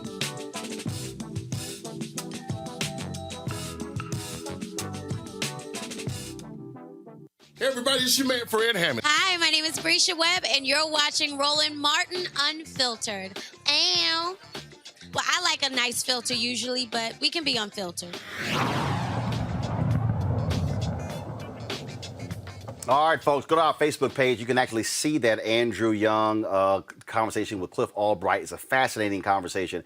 You don't want to miss it. And then one of the reasons why it's important for us for you to support what we do is because that's the kind of content that we're providing you that nobody else is doing on a regular basis. That's why you want to join our Bring the Funk fan club. Please do so by going to Cash App, $RM Unfiltered, PayPal.me/R Martin Venmo.com /RM Unfiltered. Zelle is Roland at RolandSMartin.com or Roland at RolandMartinUnfiltered.com. Let's pull the graphic up, please.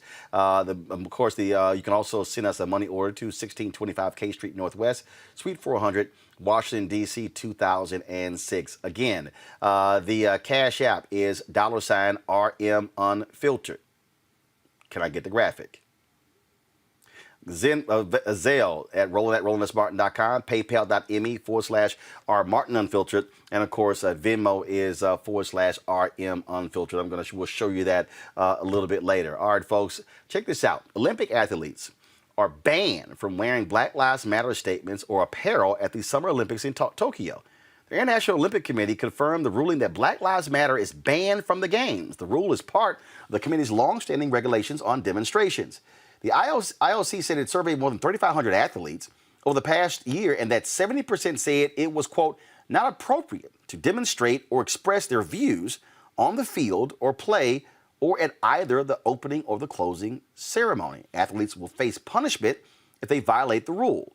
Violators will be reviewed on a case-by-case basis. Now, keep in mind, there's history here. 1968, Mexico City.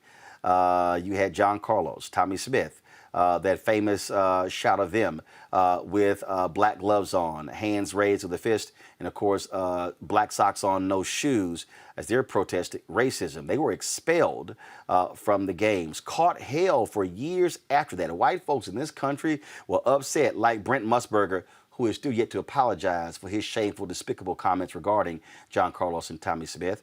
Monique, what do you make of this? It's not different than what it's been. It's like what you just said. What you just said is that people caught hell for their acts of protest, for their good trouble. It wasn't without consequence, and it wasn't permissible when it was done. So that has not changed. So is wearing a hat or a shirt, do you consider that to be a protest? Depending on what it says, sure. No. I'm saying if an athlete puts on a shirt that says Black Lives Matter, is that a protest? It's an act of protest if it's not permissible. Sure. Scott? And I mean, anything that you're doing that is not permitted under the rules, if it's a fist, if it's a kneel, if it's a shirt, if it's a hat, it doesn't matter. It's an act of protest, and there are going to be consequences for that. I just want to point out, one, that this hasn't changed. It's always been impermissible. The fact that they are singling out a particular group is wrong. But the reason why they're doing that is because the United States team has been wearing shirts and paraphernalia that single out a particular organization and statement in what they wear on their uniforms. So, got it. In response to that, they specifically banned it. But see, good trouble is good trouble. And you can't be no punks and get in good trouble at the same time. So Scott, to me, this changes nothing. So Scott, are you hopeful that somebody will say the hell with your rules and do it anyway? Can you please hit your mute button? Scott, if you're gonna talk, Scott, you gotta turn your microphone on. Damn. It was brilliant. Okay, listen. I can hear it. I can hear what you were thinking. I guarantee you somebody's going to violate that. But see, the analysis you're going through with Monique is just a little off. The fact of the matter is Black Lives Matter or BLM a political statement, or is it just an organization or a statement I can say that my life matters? How is that a political assessment or statement? It isn't. And so the debate, whether they go to court or not, or whether you put on Black Lives Matter hat or T-shirt, is that a political statement because the OIC thinks it is, or am I just reaffirming my Blackness and my belief in myself and telling the world, hey, remember, my life matters because the police are killing Black people at alarming rates, not just in the U.S., but conservatism is spreading and Black people are dying worldwide. Why does that have to be a political statement versus a political affirmation or just a personal or human affirmation? That's your debate. That's the question you ought to be asking Robert next, because it's not political. It's a human affirmation. Actually, I can ask Robert what I want to. Robert, I'm going to ask you again, Robert. Is wearing a Black Lives Matter shirt, is that an actual protest or demonstration? I think it is. But do you think you can have two countervailing points and both also be true? Because one, I understand the Olympic Committee's point, to Monique's point. Every single country on earth has a marginalized group that would like to be recognized, whether it's the Uyghurs in China who are subject to a genocide, Libyans who are part of the Saharan slave trade, South Sudan. Across the world, everybody has a marginalized group that would like to be recognized. And the Olympic Committee is probably saying, well, we let everybody protest their particular grievance. That's all the Olympics will be. So, but hold on. The second point is, I had John Carlos on my radio show a couple months ago actually to talk about this issue. The whole point of a protest is you're not supposed to do it. If you're allowed to do it, it's just a pep rally. It takes a level of bravery, a level of gall, a level of temerity to stand up to all of the things that come thereafter. And John Carlos, who I spoke to, and Tommy Smith went through hell as a result of what they did, but they still stood up and did it. So when you make something a protest mainstream, you start seeing Coca-Cola and Pepsi and stuff endorsing Black Lives Matter, that means that they are taking the teeth out of the movement. The movement has to be based on people who are willing to stand up and face the consequences of their actions in order to get their point across, so that the Olympic Committee can have their rules. But at the end of the day, people are still going to protest and they're still going to have their issues heard on the international stage. Folks, I can't affirm my belief in Black people. That's too political. You can do it at home, yes, if you don't want to be penalized. Say what? I can affirm my Blackness, but I just can't use Black Lives Matter. That is not a political organization. It's not even a political statement. It's what I want it to be. It's how I define who I am as a member of the darker you. That'll be challenged, trust me. If somebody comes to me, I'll represent you pro bono to challenge that IOC rule. You gonna work pro bono? Hell, you gonna work pro bono? That's breaking news. Yeah, pro bono to challenge that rule. All right, that's breaking. Every Olympic athlete who believes Black Lives Matter, they ought to be able to say that, affirm that, T-shirt, hat, send them to them. Scott, the games are gonna be in Tokyo. Are you part of the Tokyo bar? They got laws over there, and we'll affiliate with a firm over there to challenge it. But we can challenge that here in the U.S. too. We'll figure out the jurisdictional issue. All right, y'all. Talk about using your power of your vote. On that. You and Monique are wrong. I'm just letting you know. Okay. All right. My next story. You done? Can I not go into the next story, please? You can go. You can go. Yeah, I appreciate that. Thank you. Let's roll them. Yeah. Thank you for your consent. All right, y'all. Investors for one of the world's largest chemical companies voted in favor of publishing data about the diversity of its employees. 84% of DuPont shareholders want the company to release info on its diversity through an employment information report. The investors also voted for DuPont to commit to a proposal calling for more transparency on pollution. Keep in mind, y'all, the company did not agree with this but the investors took a different position. That, to me, Monique, is critically important because as we move forward on these issues, this is how you use the power. Reverend Jackson, for years, people had no idea when Rainbow Push would buy stock in companies to allow them to speak at shareholders' meetings. What you're now seeing is you're now seeing conscientious investors use the power of their dollars, pension funds, to say, we ain't putting money in y'all unless y'all make some changes. More of this should be happening. Yes, I don't know what to say behind that. I'm thankful that you brought up again what Reverend Jackson did. I'm sure Robert can expound on it more than I can, but there are some rooms, some buildings, some companies, some cities that we never would be in right now, but for the type of organizing and stick-to-itiveness and sacrifice of our elders who came together to make a way where they had to be heard. And we've got the power. That's how I started this year. We have the power. We are now finding more ways to utilize the power that we have, and I am all for it. Speaking of power, a Trump-appointed federal judge has ended that moratorium on evictions. Now they're going to come back. Robert, I want to get thoughts on this here. This is going to be a significant issue economically once these evictions start back up. But they're appealing.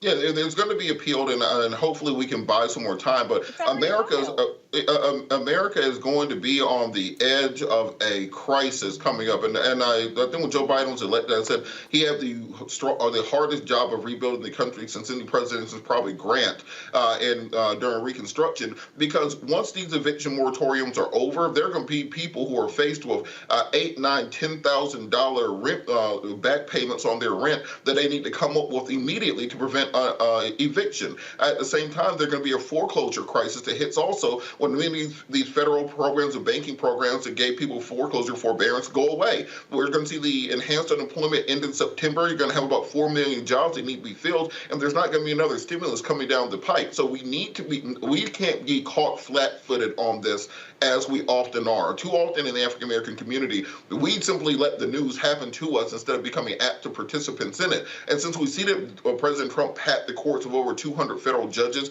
add additional judges to the Supreme Court in order for him to have a majority that Mitch McConnell stole for him, then we can't really look to the federal courts for relief in this situation. And we're going to have to work through the legislature to ensure that they are passing some laws now to prepare what's coming down the pike in 6 months or 8 months. Because if not, we're going to be looking at a repeat of 2008, 2009 financial crisis when this entire housing market collapses under its own weight because people just simply put are not going to have the money to maintain their housing situation. And we've seen the overinflated prices in every city around the country when it comes to buying a house. And many people are simply waiting for the bubble to pop, the programs to end, to buy up cheap. And that's when the final nail of gentrification will hit many of our communities because we simply put will not have the buying power to protect the historical landmarks and historical neighborhoods where we've always lived at. Monique? They've already filed the appeal. They've asked for a stay pending the appeal, their appeal to the circuit court. This is the difference when you have a DOJ that is actually interested in justice and is following the lead of a moral leader who is looking to provide relief to the American people. So while this is certainly a problem and this judge's ruling is not what we want, this is not the end of that story. Scott? Well, how long do you people want the moratorium to stay in place? Oh, here we go. Over 100 million people have been vaccinated. One, we're coming out of COVID, not out of COVID yet. Landlords got to get paid, and renters have to pay rent.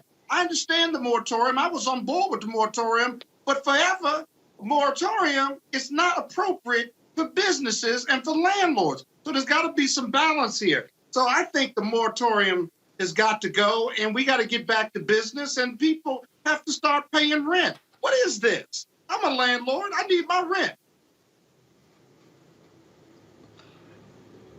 Oh, I can talk some more. Well, let me tell you something. I feel sorry. I was waiting for Robert and Monique to respond. $3 trillion rescue package. Where's that rescue package? They put it in their pocket, pay your rent. This moratorium is not going to be reinstated, and if it is, it's only going to be structured or limited going forward. It can't be forever. But Scott, even if the moratorium isn't forever, we have to put programs in to ramp these things up, because the idea that someone who's been out of work for 15 months is going to suddenly have $10,000 They're not all out of to work. pay their rent They're back up. pocketing that money. You got to pay your rent. You can't live for free. Everybody can't live sweater. If you've been out of work, can't overtalk Robert. The whole point is we need some federal legislation to have a ramp-up program so everybody can get their rent paid. The landlords sitting in their palatial estates will be able to, buy their second yacht and their second boat. Nobody will go into foreclosure at the same time. There's a way to structure the program where it can work properly. But just kicking folks out the door and expecting them to have $10,000 in their pockets, that's not a realistic solution. They signed the contract. They know they got rent every month. Forgive me. They Stop it. They have Stop it. every month. They signed a contract. No. You can't get out of a contract because of the pandemic. You've had a moratorium for at least a year or so. Pay your rent. That's inexcusable. No. Stop it. Stop it right now. Okay. You know better. I'm telling you the truth. They signed a contract. They didn't sign a contract knowing that there was going to be an international pandemic. They didn't sign a contract knowing that they have a moratorium. They depended on were going to be closed. Scott, she's talking. I'm speaking. Now, landlords who are trying to enforce this have gotten their PPP and their EIDL and everything else. And the reason why they have that is because that's supposed to bridge the gap for what is not coming by way of rent from people who have no jobs. You can't, because there's been a moratorium, now go back 6 months, 8 months. What about and the say ones that have a because job? you didn't pay the 3? Why can't you function in the fact that I'm still talking? I'm talking. I will get to it. What I am saying is landlords have been given relief too. Now, these tenants should have, in my mind, forgiveness for what could not be paid. You can't reinstate eviction proceedings after the moratorium like they never happened. That's not what should happen. And the legislation that they're working on now actually is going to fix that so that you can't go back to December of last year or whenever the moratorium last hit and get that money because landlords got 20,000, 30,000, 40,000, 50,000. Scott, you a landlord? Stop acting like you didn't get your check. Can I be candid on here? You got here's the problem with you liberal. Are you done? Hold on, wait, hold up. Hold up, Scott. Hold up, Monique, you done? It don't work. Monique, you done? I am. I'm done, and I'm disgusted. Okay, Scott, go ahead. Well, I tell you Scott, go ahead. I tell you what, the problem with you liberals and people like you liberals and one on the liberal far left of the wing, you want everything for free and forever, and that's not how life works, okay? I was for the moratorium, but at some point in time, we got to come out of this. People got to pay their rent. Send your money back, give them some relief. Send your check back. Give them some relief. But if they're employed, they got to pay rent and they got to catch up on their rent. Period. Bottom line, it's a proposition that doesn't stop being that, and it's not going to stop being that. Pay your rent. The Roland, why don't we move on? Send your money back, man. Send your money back. Because if they have to pay you, then you don't deserve the rescue money. Well, I didn't get any rescue money, and a lot of landlords that didn't, and a lot of us are suffering. So you can't put us all in one big category. Stop saying whatever we live. You know good and doggone well you are not suffering. Stop it in the name of the law. Free and forever. Y'all want to be free and forever. Just stop it. Nobody said free or forever. Scott, you can't be sitting there looking like Scrooge McDuck talking about... I had it up to here with you liberal. Up to here. I let it pass when you said those who are of a darker hue, like that has something to do with you. I let that pass because I was trying to be good with you. But now you're just wrong. You're just wrong. I'm right. And I'm going to get my money. Bottom line. Yeah, anybody renting from Scott, you might want to start getting some U-Haul trucks right now because it sounds like Scrooge McDuck about to come and repossess everything. So you might want to get on out before the sheriff comes. That's right. I'm showing up with the sheriff to get my money. Good luck with the appeal. Y'all done? God bless America. Are y'all done? And another thing. Are y'all done? All right. Yeah, we can move on to another subject. All right, y'all know what time it is. The subject should be the end of the show. Y'all know what time it is. No charcoal grills are allowed. I'm not making new. I'm white. I got you, bro. Illegally selling water without a permit on my property. Whoa! Hey! You don't live here. I'm uncomfortable.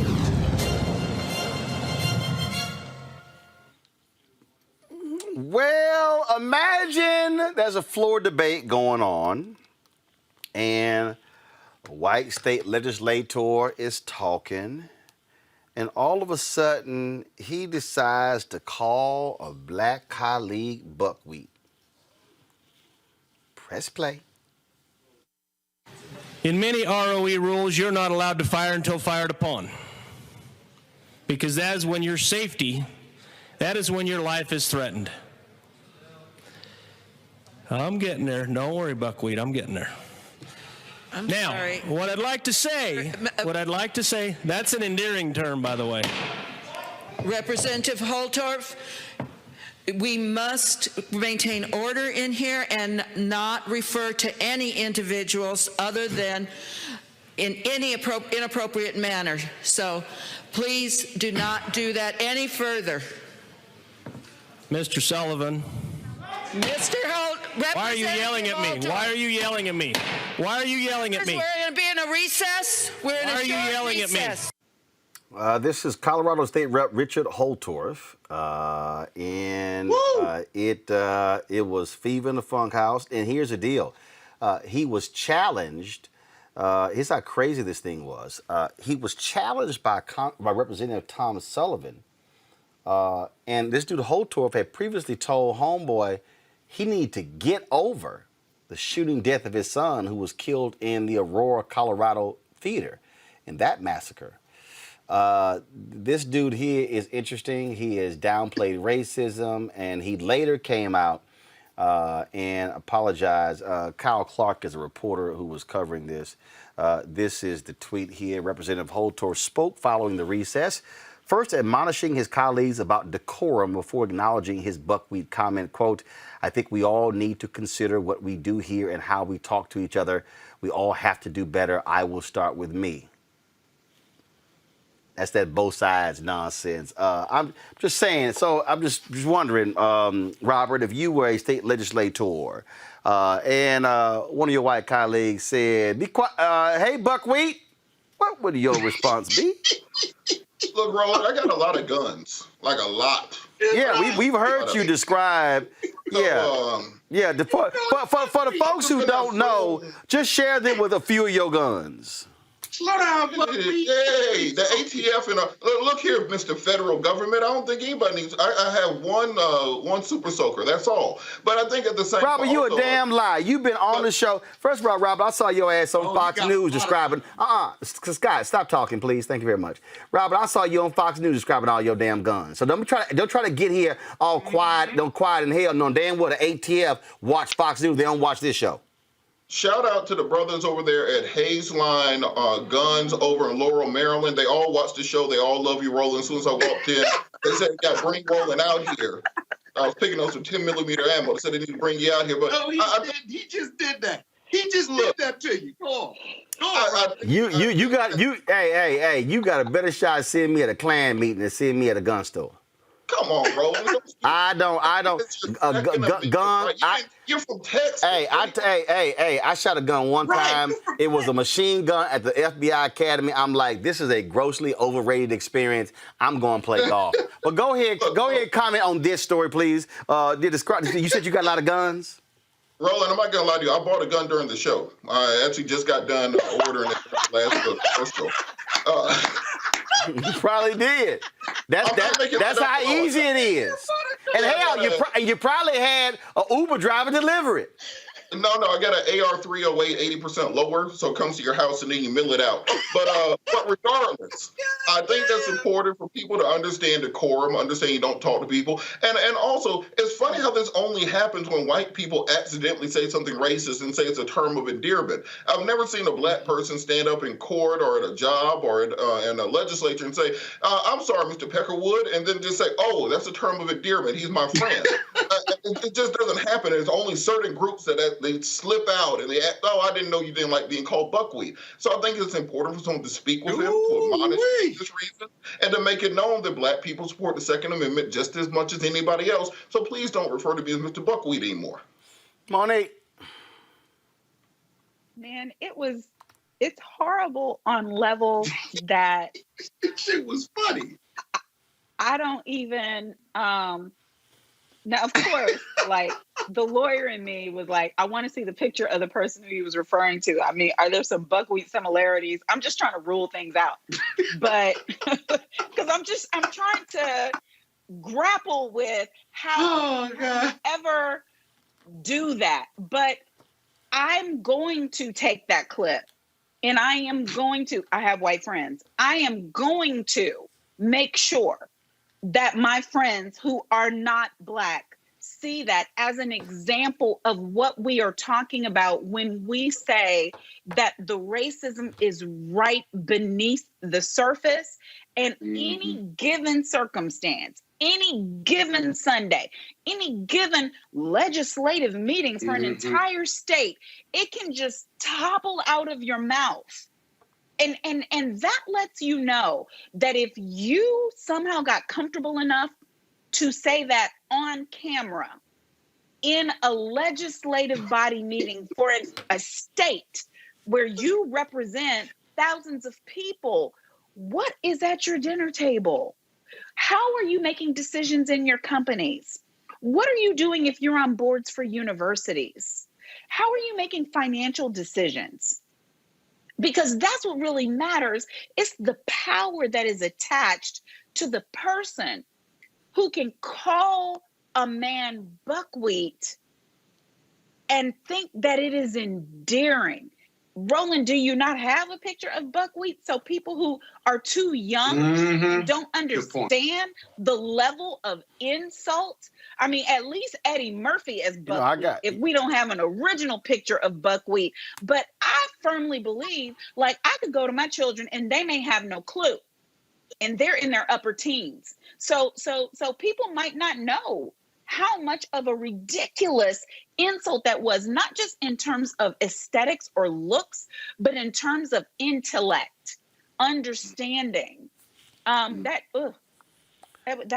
There we go. Yeah. This about the third time your ass and told me to pull some up during the show, Monique. So I'm just like to let you know. I am sorry. I'm just like trying to let you know. You know, I ain't here to. Don't apologize. I ain't here to produce for you.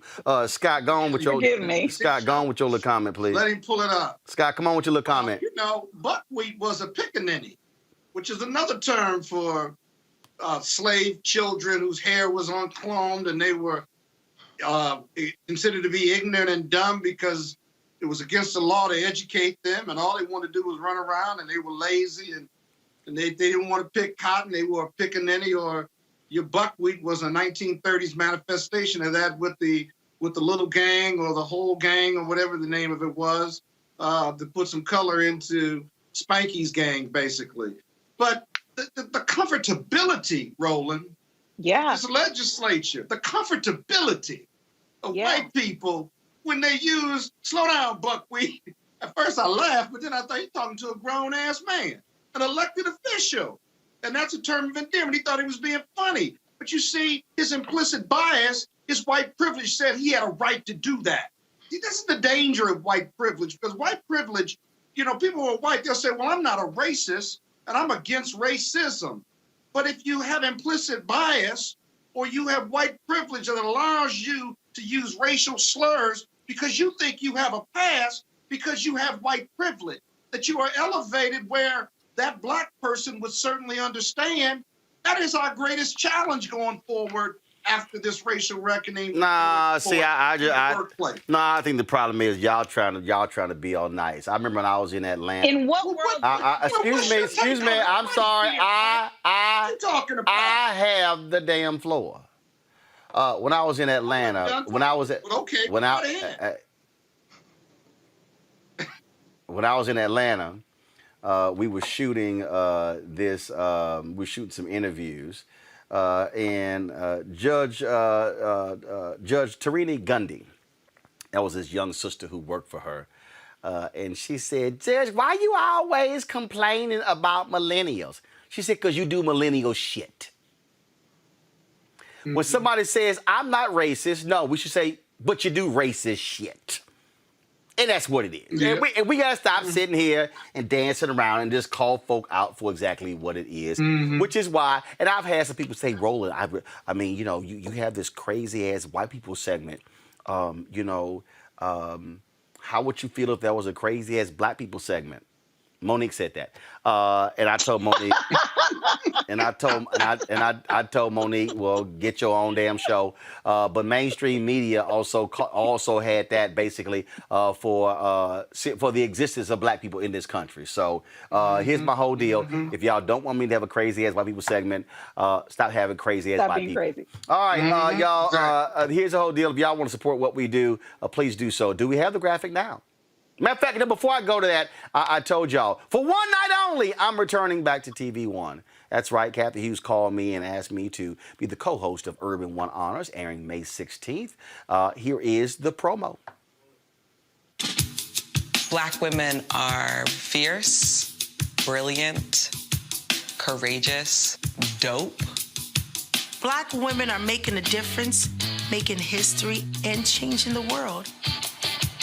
I think about all of the black women who have showed up to fight for justice. We are starting to finally accept all the skills and talents a woman can bring to the table. Urban One, thank you. This one is so special. Y'all gotta send me the promo of the one where I'm in it. I mean, I know it's a tribute to black women, but a brother, that one was fine. but a brother, hey, Scott, ain't nobody ever asked you to co-host nothing. So y'all, here's the graphic right here. Erica Cannell and I are going to be co-hosting this May 16, 2021, 9 p.m. Eastern on TV One and Clio TV. And so that's how we're going to do it. I told y'all, if y'all want to support what we do, please do so by joining our Bring the Funk fan club. Scott, we got your money for last year, but it's called a recurring deal. We appreciate that. Cash App, no, we don't take post-dated. Why don't you send some of this rent money your ass collecting? Cash App, $RM Unfiltered, PayPal.me/R Martin Unfiltered, Venmo.com/RM Unfiltered, Zelle is Roland@RolandSMartin.com. I'm going to do PayPal. All right, y'all. I had a guest. My fan base is amazing. They send me stuff all the time. They send me. Brother sent me some Roland Martin Unfiltered hand sanitizer. He put the label on it. Matter of fact, get Chris Chelsea, get that box off my desk. I got so much stuff in my office, y'all. It's just gifts. But this sister here sent this 2 weeks ago, and she been sending me emails, blowing me up. Did you get it? Did you get it? And so, since, you know, we got punk-ass Kappas on the show today, I figured I'd go ahead and, you the Kappa. I figured I'd show y'all the cane. I figured I got to get the brother's card, but this is just, y'all, he sent me, is his card in here?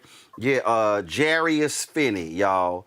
Jarius Finney, Henry, you can zoom in on that, Henry, with camera 4. Brother sent me that. He sent me that Tiger brand hand sanitizer gel. And he got join the Bring the Funk fan club. He got the label on here and everything. I told y'all my fan base send me stuff. Y'all, Lord have mercy. Tia Harris. Tia knows I'm an alpha, but Tia decided to see, so that's the hand sanitizer right there, y'all. So that's it there. So Tia decided to send me this cane.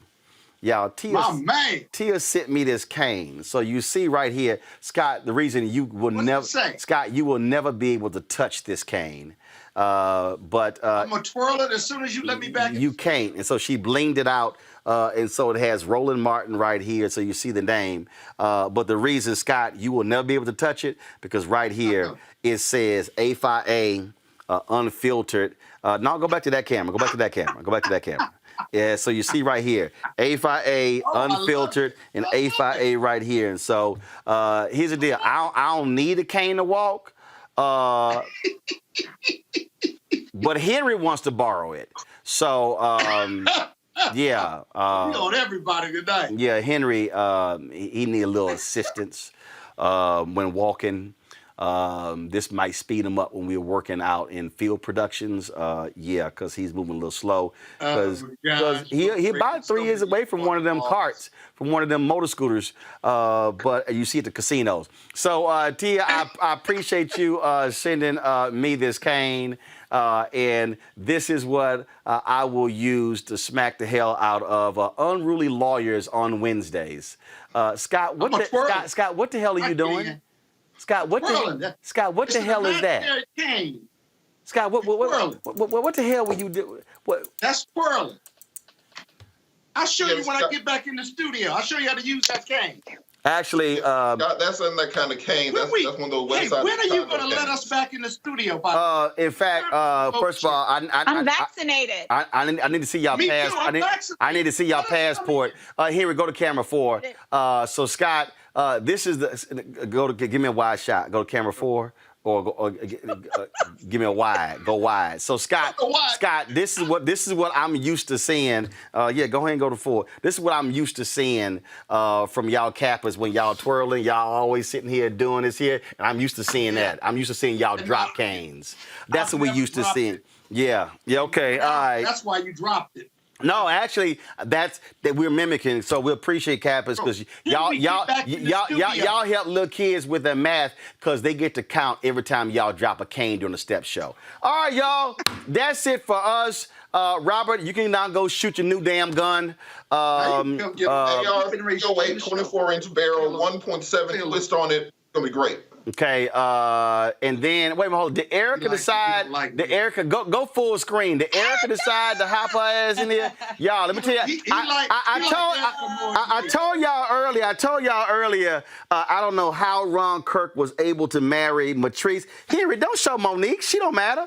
I don't know how Ron Kirk was able to marry Matrice Ellis Kirk, but I'm gonna tell y'all right now. I have no idea. If y'all want to see an actual charity case, right here. This right here is a charity case right here. I mean, I have no idea. I have no idea how much he had to give her family. You know how, like in India or New African countries, when they got to give, what do they call that, y'all? When they got to give a dowry. A dowry.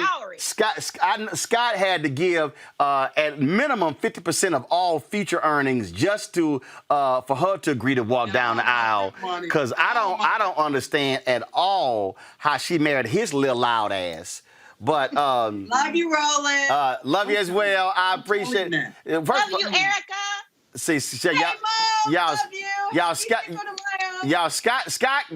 really upset that I met his wife before I met him. And that's actually I did, and that's the only reason I tolerate your little ass. All right, y'all, we gotta go. I gotta get to the house.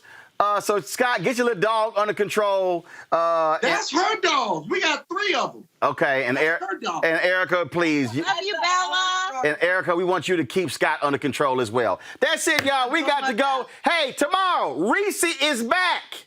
Reese is back. She's been on maternity leave. She's been taking care of her baby. And so she is back on the show tomorrow. So we're looking forward to Reese coming back. She posted this here. I'm going to show y'all. I'm trying to find it. Reese posted this here. This is a photo. I don't know why she's showing her breast milk, but she said after pumping, she going to go get a margarita. But Reese is back on the show tomorrow. We look forward. Hey, keep praying for our girl Erica Savage Wilson. I told y'all she had that car accident.